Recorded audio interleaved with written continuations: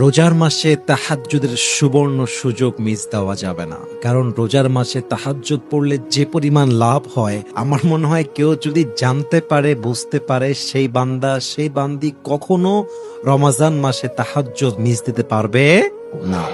Number one, হাদিসে আসছে যেই বান্দা রমাজান মাসে রাত জেগে কিয়ামুল লাইল করবে তথা নামাজ পড়বে, আল্লাহ রাব্বুল ইজ্জাত ওয়াল জালাল তার পেছনের সমস্ত গুনাহ খাতা মাফ করে দিবেন। সুবহানাল্লাহ পড়েন সবাই আপনারা।